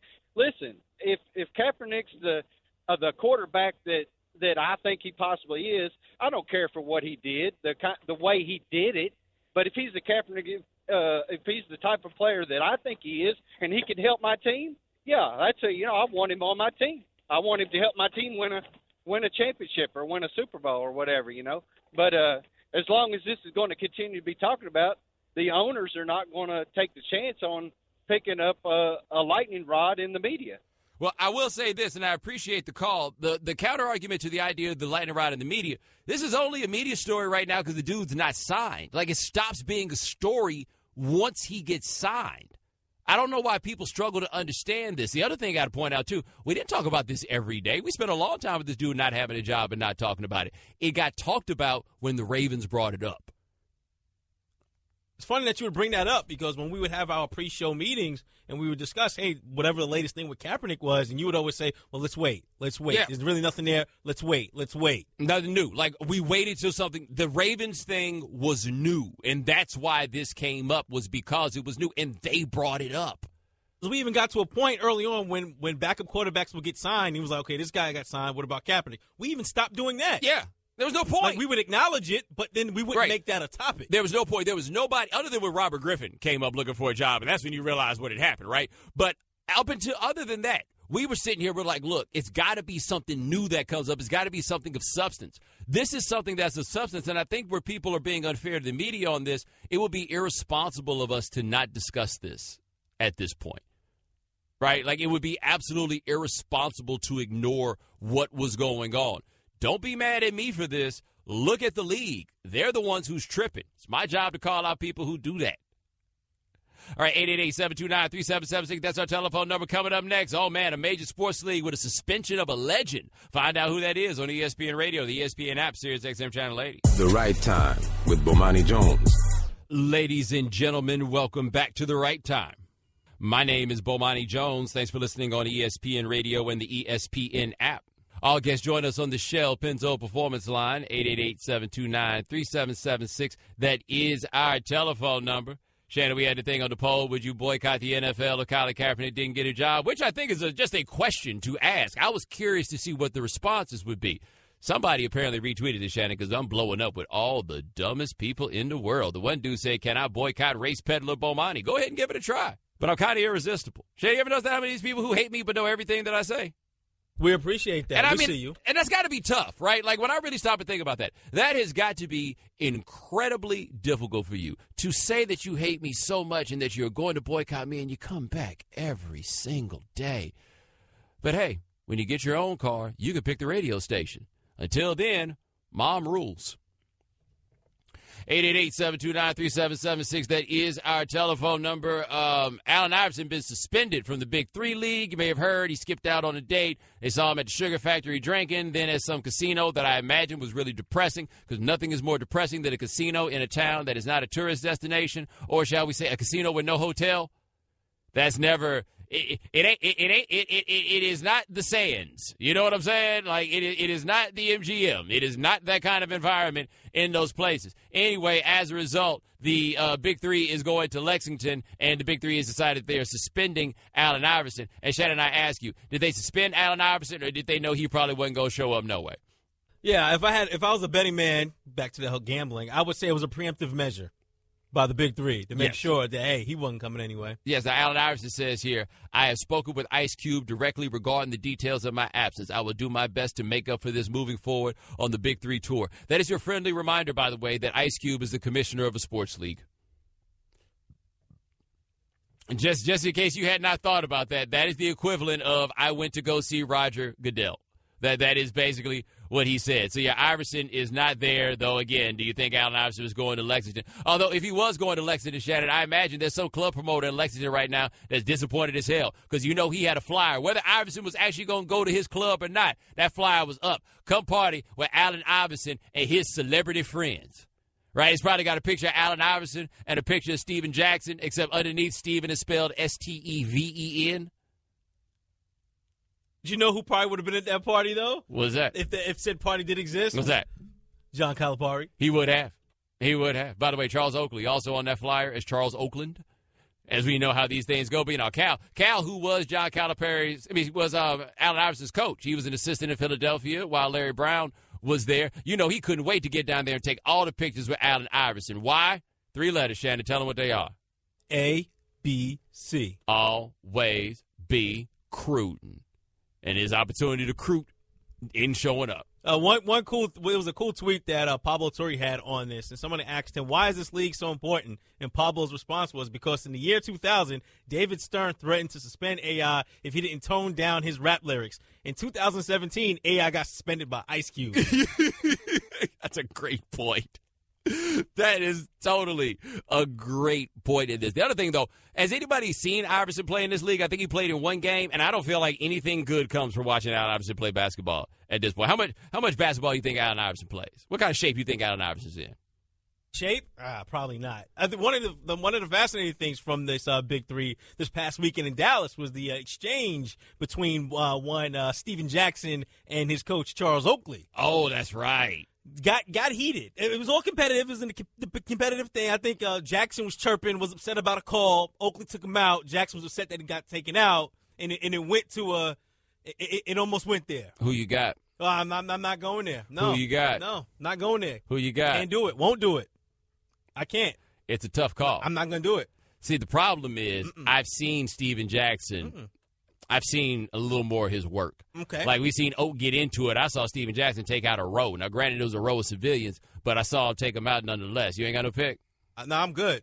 No, because remember, and they were in Texas, and Steven Jackson said something about acknowledging where they were. 'Cause, yeah, he Port Arthur. Exactly, and essentially, Oakley was like, "Yeah, I'm like American Airlines. I go everywhere." I know. You got to brace yourself, prepare for the challenge. Isn't that what he said about if it's like 4 or 5 dudes? You just got to prepare for the challenge. Yeah, I'm not choosing sides. Those two, I'm good. 888-729-3776. That is our telephone number. Also, our man Carmelo Anthony says he has not spoken with the Knicks. He hasn't spoken with them. He's at peace. It's good to finally hear from Melo. We've been talking about Melo all summer, but we really haven't heard from Melo. I feel like we hear from Melo. He's just not talking about basketball when we hear from Melo. Active on the social media. Miss y'all. But, yeah, we do have some sounds from Carmelo. He was in Baltimore, received an award for that because Baltimore, West Baltimore, that's hometown, guys. Don't let the New York thing. We're saying he's from Baltimore again? Yeah, very, very Baltimore. 888-729-3776. That's our telephone number. Coming up next. Break. Thanks for listening to the Right Time Podcast. Please come back tomorrow for more. And don't forget to listen to The Right Time with Bomani Jones from 4 p.m. to 7 Eastern on ESPN Radio and the ESPN app. Daddy, where do babies come from? Honey? Mommy went to the store. Oh, well, you see, there's a mommy and a daddy, right? Right. And see, when they call Geico, they could save a bunch of money on car insurance. Oh, really? And that makes them happy? Yes, that makes them very happy. That's good. Yeah. Well, I'm glad we could have this talk, sunshine. Geico, because saving 15% or more on car insurance is always a great answer. Welcome to the Right Time Podcast. The Right Time with Bomani Jones. Ladies and gentlemen, welcome to the Right Time. My name is Bomani Jones. Thanks for listening on ESPN Radio and the ESPN app. We are presented by Progressive Insurance. You can send us a tweet at the 1-800-Flowers.com Twitter feed. That is at Bomani_Jones. So you may have heard a little earlier today, Dianna Russini of ESPN reporting that John Harbaugh and Ozzie Newsome, the coach and general manager of the Baltimore Ravens, would like to bring Colin Kaepernick in. They'd like to have him in like yesterday because they need a quarterback. Their owner, Steve Bisciotti, apparently is not so keen on that. They say they've met resistance from him and that he's still weighing all these options. And I can't figure out what exactly there is to weigh that he wouldn't have considered beforehand. But whatever, he is weighing the options. Now, we've talked about this thing with Kaepernick overall for almost a year now, right? Like, this got cracking as a story in the preseason last year. We've been talking about whether or not someone would sign Kaepernick since he opted out of his deal, which I believe was in February. Now, again, a lot of you believe he opted out of the deal because he thought he could go out and get more money somewhere else, where in reality, him opting out of his contract was more of a you can't fire me, I quit. They renegotiated his contract during the season in such a way that allowed him to get out and be free from that contract earlier, knowing that the 49ers are going to release him, and then that would ironically give him a jump on getting another job, a job that has not come around yet, right? But I got a question for a lot of you. A lot of you guys out here said that this wasn't a matter of anything about his social cause or anything else. It was just a matter that Kaepernick was not good enough as a football player to play in the NFL. And we had a lot of people who did that. We had a lot of people who wrote articles that ran that man in the ground about his talents as a football player. We had all kinds of people with anonymous sources from general managers and stuff like that saying he just could not play football, and people merrily parroted those things. They just went and took those, wrote them right down, and threw them right back out there in front of the world. Now, never mind the fact that we had film guys on this show, right, who put their names on it and were like, nah, if you look at the film, this dude is definitely good enough to be a starter in the NFL. Now, saying somebody's good enough to be a starting quarterback in the NFL, you could argue that's not saying very much, but how many people are legitimately good enough to be starting quarterbacks in the NFL, right? This is the most scarce position in this game. This is the one where the mediocre get huge salaries because it's so hard to find somebody who is even mediocre. And now this dude does not have a job. Well, one of the best general managers in the NFL, if not the best general manager in the NFL, and one of the best head coaches in the NFL, both of them are saying we want to bring this guy in because we think this guy can play. So where are all the people, particularly those of you who are in the media, who went out of your way to tell us that Kaepernick could not play, and that's the reason why he's not in the NFL? Let me know. Also, all of you who said the reason that Kaepernick couldn't be on a team was because the backup quarterback had to fit the same system as the starter, which meant that Kaepernick could only be the backup to a quarterback that was quote-unquote mobile, even though Michael Vick wound up as a backup to Kevin Kolb, to Geno Smith, and to Ben Roethlisberger, right? All of whom, I mean, Kevin Kolb, I don't even remember. The other two, kind of mobile, but not the same as Michael Vick, right? Where are you now? Shannon, you remember that, right? Where the whole argument was that he had to play the same style as the starter? That was the first thing, right? Yeah. Does Kaepernick at all remind you of Joe Flacco? Do he and Joe Flacco play the same style? Does Joe Flacco run the read option? I believe so. I'll check. I don't think so. Okay. So if you wrote a story or you got on TV or you got on the radio and you were the person that put your foot on the gas and pushed all these different ideas of why Kaepernick did not have a job and claimed that they were football reasons. Now that you have this report where Dianna reports not only that the Ravens have been interested, but that other teams have been interested but have then been stopped by their owners or have met resistance from their owners in getting him. If you said the whole thing was football, right? If you put your name and your professional reputation on the idea that this all came down to football, what do you have to say now? Like, where are you now? If your argument was that this was about football, where are you now? Because if you started with the argument just being about football and then that got thrown out and then you just go hop to find another one, it's fair to wonder if your problem is you just think it's okay for Kaepernick not to be in there for this protest and you ain't got the courage within you to say it. So where are you? Like, for real, tell me, where are you right now? If you want to call and talk to me about it, we can do that. Where are you on this? Because a lot of you came out here and carried that water, and it is impossible for me to take you seriously entirely after this. Like, you may have some areas where you got some good points, but how can I believe you to be sincere if you can't stand forth and own that right now? Right? How am I supposed to believe whatever it is that you write or whatever it is that you report if you can't stand behind that right now? If you can't come behind that and say, okay, I was wrong. Now, if you were wrong, I need to know how you managed to get it wrong. Like, are you in a position where whatever a general manager tells you or whatever a scout tells you that you have to believe because you yourself are incapable of scrutinizing the information that's presented to you? Or is it a matter that this is just the answer that you wanted it to be? Which one is it? Because for real, I think it's fair for all of us to look at every single person who came out with that logic, who came out with that argument, in spite of people who are respectable checking out this film saying that's not the case. We had our guy Steve White on here, and he was like, no, the film says the dude can play. We had Ken Fay on here. He's like, yo, this dude can play. We haven't had him on, but Doug Farrar, Bleacher Report, another example of a dude who went through the film and was like, nah, this dude can play. He ain't the best quarterback in the league, but he can play. And with all those people breaking down the film for you to see that he could play, if you still came out here and you carried the water under the idea that, no, this dude just wasn't a good enough player, how did you make that mistake? How did you get that wrong?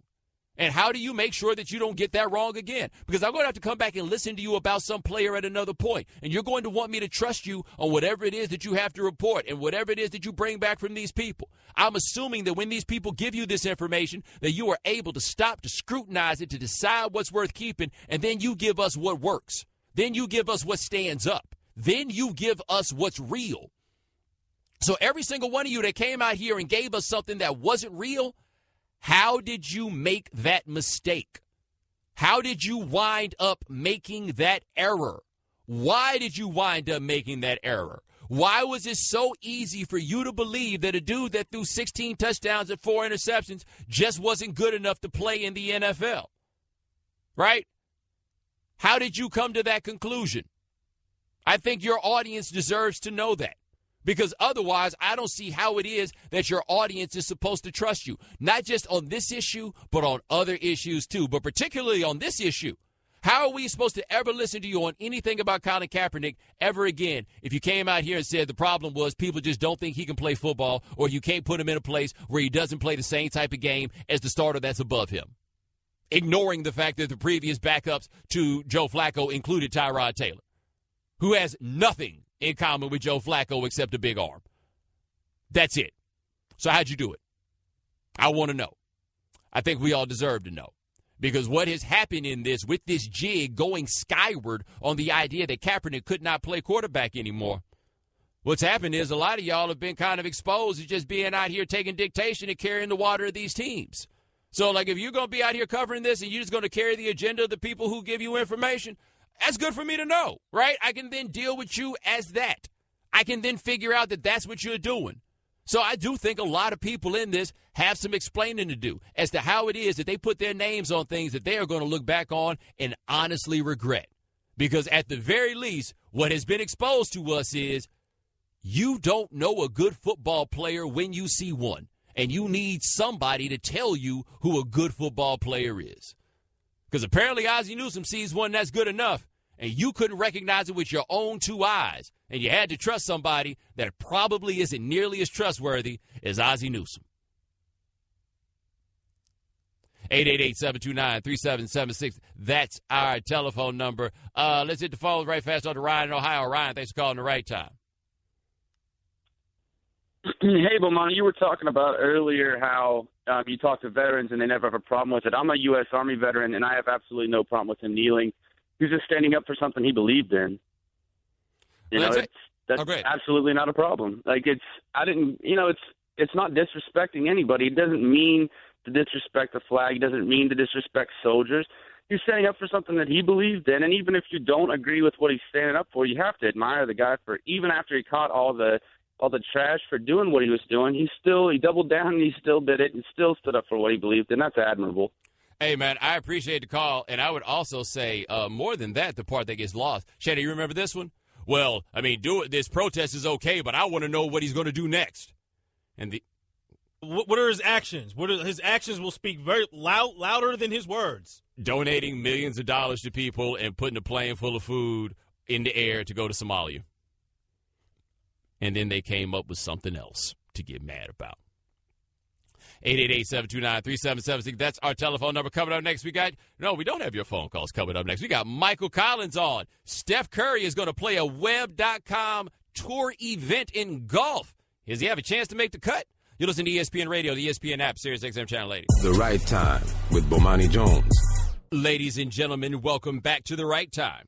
My name is Bomani Jones. Thanks for listening on ESPN Radio and the ESPN app.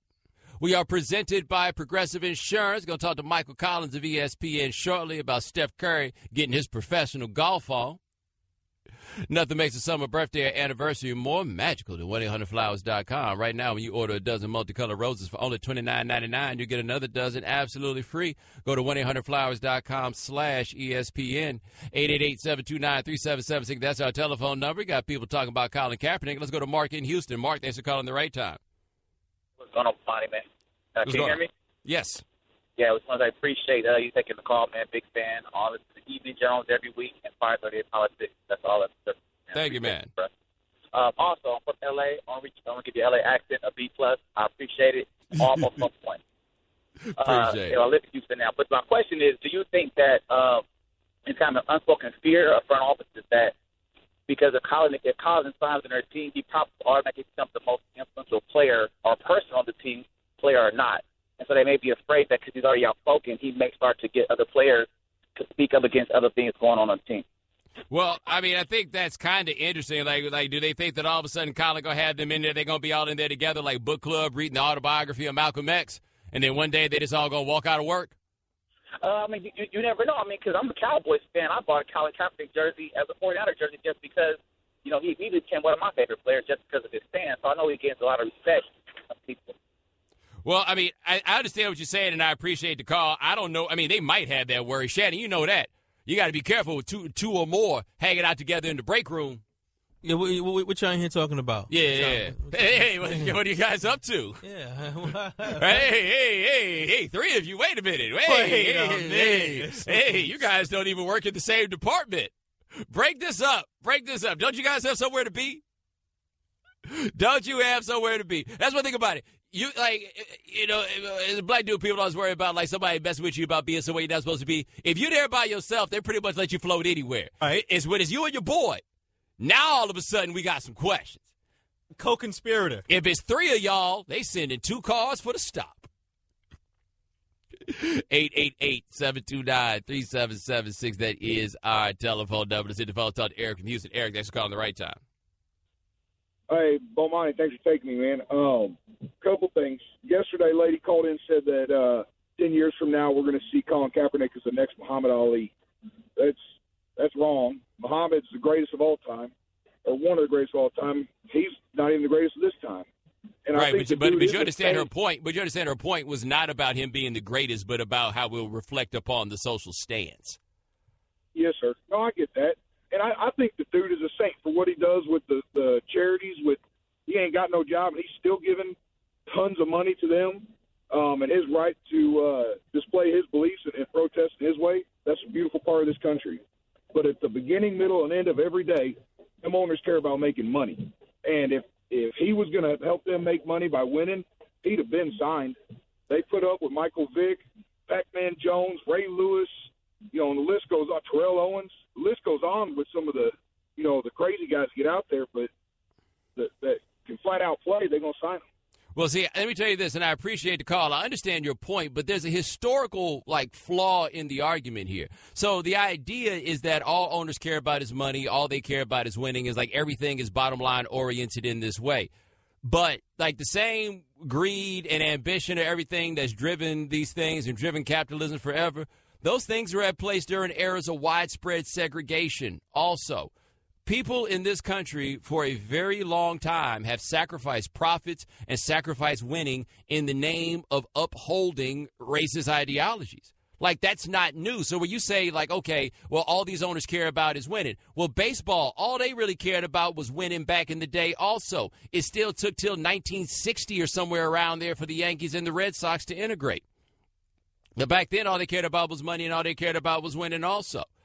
So, yes, they largely care about winning. People largely care about winning. People largely care about money. But we got companies that won't loan money to people in the name of racism. But you say all they care about is money, right? We got people who won't do all kinds, won't open businesses in certain places. But you say all they care about is money. So what you do is you walk in with the assumption that everything the business does is fair because you assume the business only cares about money. So therefore, anything horrible that the business winds up doing, you absolve because you start so strongly from this assumption that all they care about is money that you can't acknowledge wrongdoing on its face because you give them the benefit of the doubt in the way that, honestly, they haven't earned.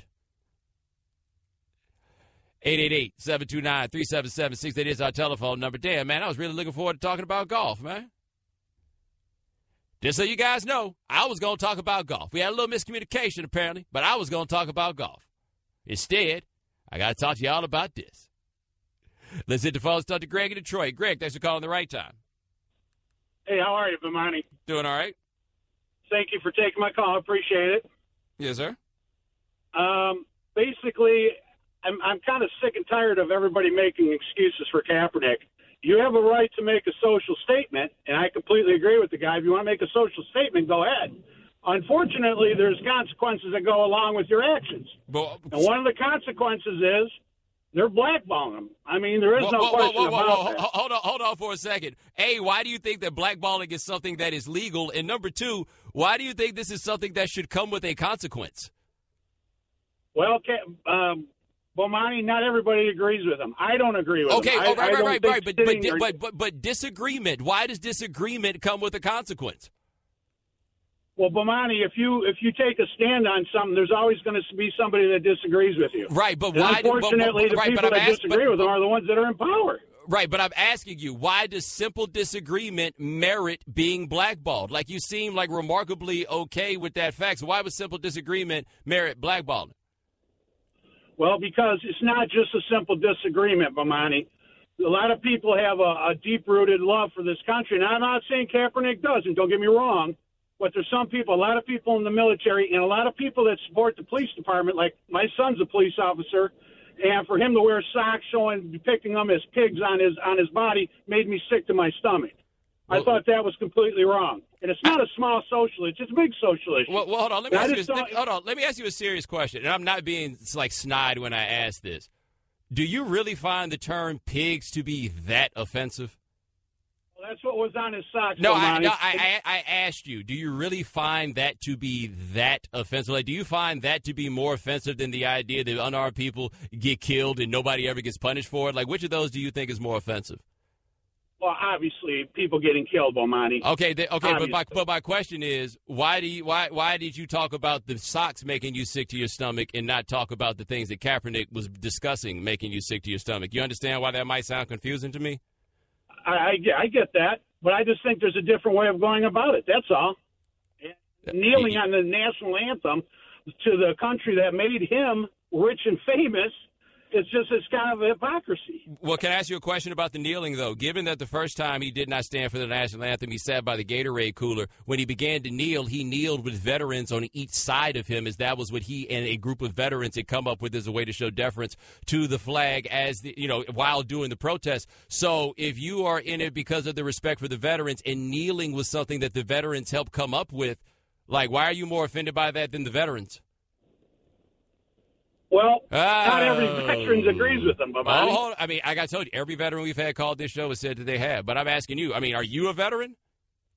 No. Okay. I just want to know why you were speaking for the veterans. We got a commercial break. Thanks for that, though. 888-729-3776. That's our telephone number. Now, coming up next, we'll talk to Michael Collins about Steph Curry playing professional golfer on ESPN Radio, the ESPN app, Sirius XM Channel 80. The Right Time with Bomani Jones. Ladies and gentlemen, welcome back to The Right Time. My name is Bomani Jones. Thanks for listening on ESPN Radio and the ESPN app. All guests join us on the Shell Pennzoil Performance Line. Just like our next guest, he covers golf for us here at ESPN. He always says, we got more golf tournaments than the majors. Y'all can call me for more than just the majors. We're going to call him about a web.com event. Our man is Michael Collins. Now, Mike, Steph Curry is playing in this event, the Ellie Mae Classic. He's got a sponsor's exemption to play in this. He's not the first non-golf professional athlete to play in one of these tournaments, but what do you realistically expect from him? He ain't going to make the cut because out here on the web.com, like, making the cut out here is harder than making the cut on the PGA Tour because they just shoot a lot lower scores.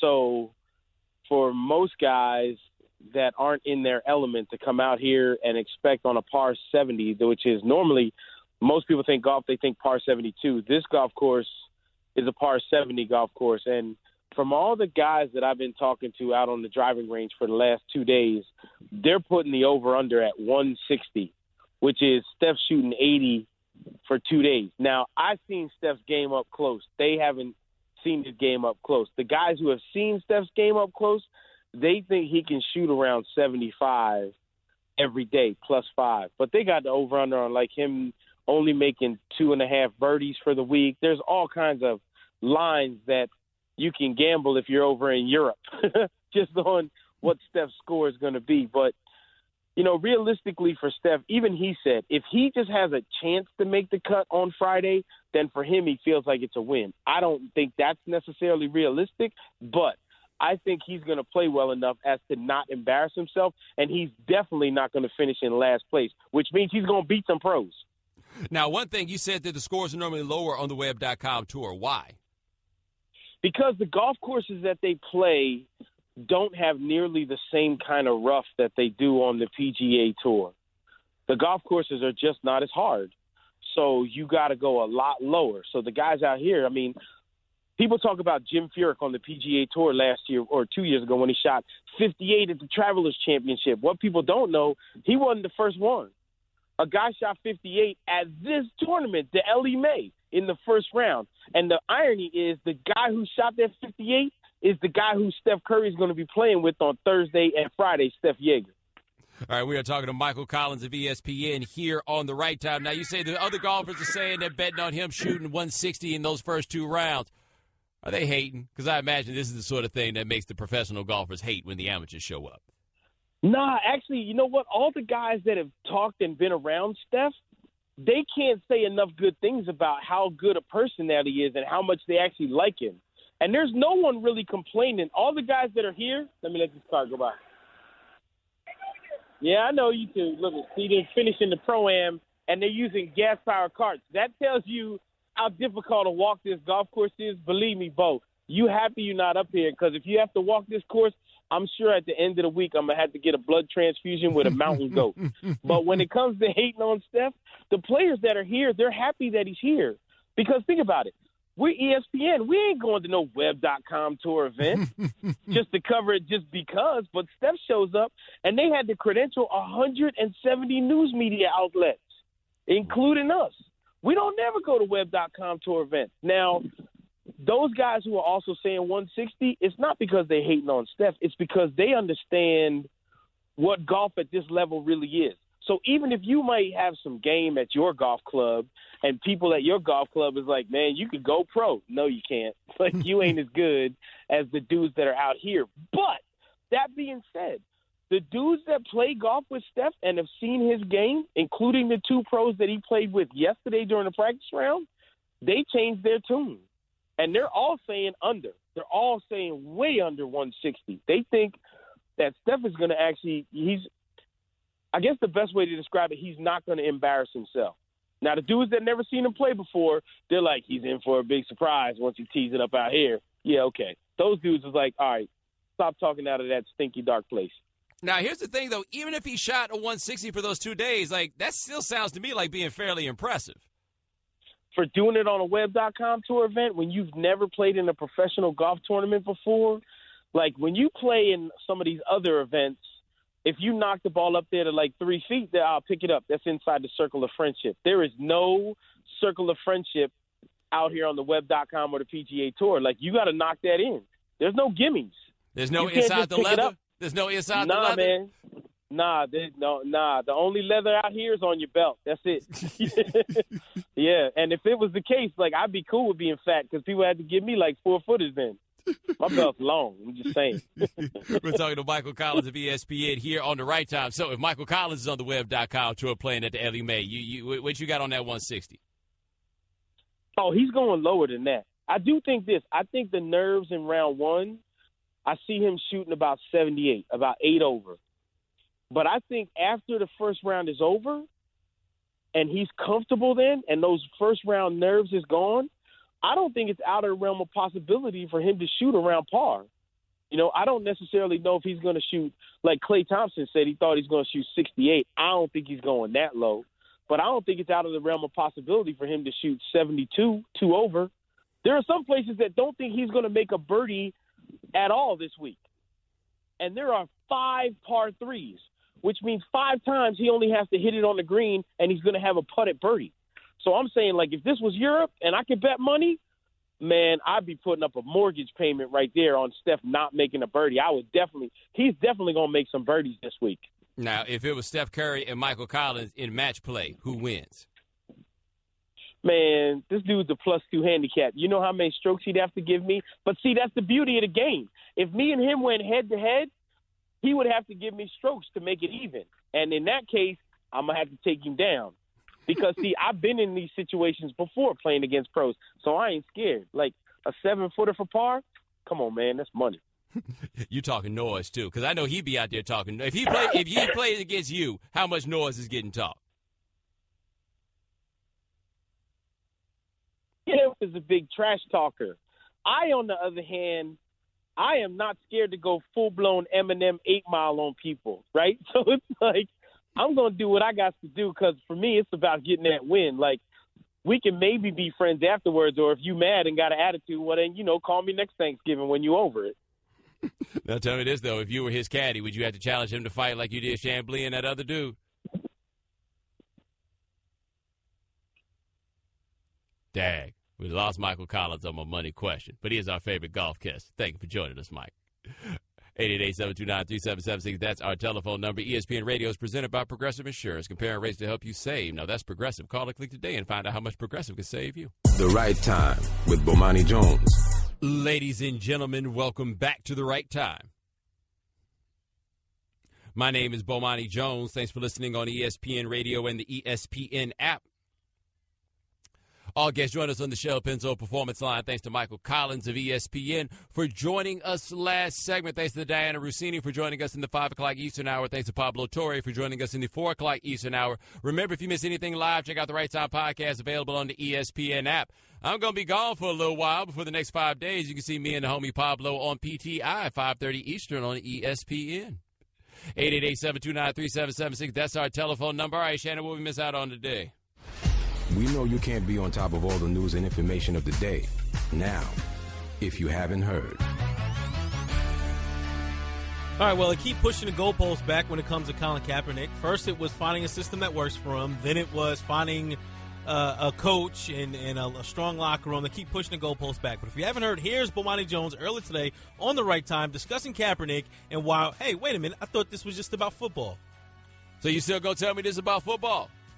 Are you still going to tell me that this is about football? You can come out here and talk about it being business or everything else, but nah, man. Too many people tried to tell us that this was about football. And if you really came out here and stood on a limb to say this was about football, I don't know what the hell you're going to do right now, because football just came back and said, no, not really. Speaking of this being about football, what's it like to be Joe Flacco right now? Be Joe Flacco right now. Think about this.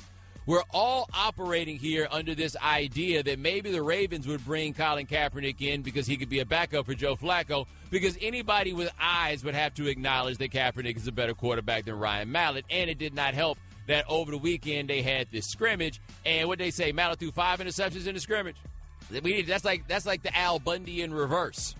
Oh, no, 5 interceptions. Not in the season. 1 game. That was Ryan Mallett. He gave you that. So we say, hey, the Ravens use a backup quarterback, right? Let me tell you, man, you don't bring Kaepernick in to be Joe Flacco's backup just to watch Joe Flacco. You bring Kaepernick in to be Joe Flacco's backup to look at Joe Flacco and say, hey, bro, you've been kind of whacked since this Super Bowl, and you don't own this job. This job does not belong to you. Step this up, or we got somebody else that we could go to. Now, up until this point, the Ravens have been staffing backup quarterback as though it was Joe Flacco's job and there was no questioning it. That's how you wind up with washed-up Matt Schaub as the backup quarterback. That's how you wind up with Ryan Mallett as the backup quarterback. That's how you wind up in the situation where you let Tyrod Taylor go, right? Because you are making it. You are saying Joe Flacco is our quarterback, period. Bringing in Kaepernick says Joe Flacco better step up his game because we don't feel so bad about the option that we have behind him. Joe Flacco about to make a donation to the police union after this. Hey, guys, I just want to thank you for everything that you do, keeping the streets safe. And I just want everybody in Baltimore to know law enforcement has a friend in Joe Flacco. Blue Lives Matter. Yeah, Blue Lives Matter, Shannon. Blue Lives Matter. Absolutely. We should have made this a bold question. What's the next goalpost they're going to use and given the reason why Kaepernick's not signed? What is it? Has to be on a leap year? They're going to go back to the vegan stuff soon. Ah, that's what it is, right? His dedication, right? Yes. And his weight is down, so he's not in football weight. Yes. Right? Yes. All right. Well, we had an interesting question posed to us by a caller, and we made it into a poll question on the ESPN Radio Twitter account. And I would like to say that this has been our most voted Twitter poll since we've been doing this on the show, on the ESPN Radio Twitter account. The question was, would you consider boycotting the NFL season if Colin Kaepernick is not signed? And the options obviously were yes or no. And 73% of the voters said no, they would not. What I find to be interesting, though, is you said that's our most voted on poll. How many people voted on it? Over 6,000. It's interesting because I had so many people acting like, what a stupid question. Why would anybody ask that, But people sure do love. Everybody says they hate to hear about it. They sure do love to answer to it. Over 6,000 folks, right? There we go. Mm-hmm. Well, we also had the comments from Michael Jordan earlier in the week and said that he would take Kobe. Kobe's over LeBron right now. 5 greater than 3, referencing the championship trophies. So we asked the Twitter poll, who loved Michael Jordan's comments about Kobe over LeBron more? Michael Jordan legacy protectors, Kobe stans, or Kyrie Irving? Had to throw the Kyrie in there. And the winner was Kobe stans with 38%. Really? 38% of the voters said Kobe stans. I wonder how many of them are actually Kobe stans. Well, it's funny that you would ask because coming in second was Kyrie Irving, who we know is a Kobe stan. That is correct. So in actuality, you would just combine the two. And you had the Jordan legacy protectors, who are like the Knights of Templar, coming in at 29%. And our last Twitter poll for the show today was who you got, Steven Jackson or Charles Oakley. I don't know if you saw the video from the Big Three tournament this past weekend when the two kind of got into it. Oakley is the coach of Jackson's team. Jackson was upset. Then he had to come out the game. So he and Oakley had a little back and forth. It was more like an uncle-nephew type deal. Well, 64% of the voters said they would take Charles Oakley. What was the percent? 64 would take Charles Oakley. Ooh, I don't know about 64. That seems kind of high. I mean, Steven Jackson, Oak got the old man strength. Right. Steven Jackson is young and has old man strength at this point. Right. We had comments from Carmelo Anthony. Haven't heard much from him lately. We've seen him on social media, but haven't heard from him lately. He was in Baltimore, received a community award because that is home for him. Oh, it is. Yes, and it is. I thought he was from Brooklyn. But ladies and gentlemen, thanks so much for joining us here on the Right Time. We do this every weekday, 4 p.m. Eastern. Shannon Nuno, Cat. Thanks so much. Indians Tigers coming up next. I'll talk to you sometime. Thanks for listening to the Right Time podcast. Please come back tomorrow for more. And don't forget to listen to the Right Time with Bomani Jones from 4 p.m. to 7 Eastern on ESPN Radio and the ESPN app. Daddy, where do babies come from? Well, honey? Mommy went to the store. Oh, well, you see, there's a mommy and a daddy, right? Right. And see, when they call Geico, they could save a bunch of money on car insurance. Oh, really? And that makes them happy? Yes, that makes them very happy. That's good. Yeah. Well, I'm glad we could have this talk, Sunshine. Geico, because saving 15% or more on car insurance is always a great answer.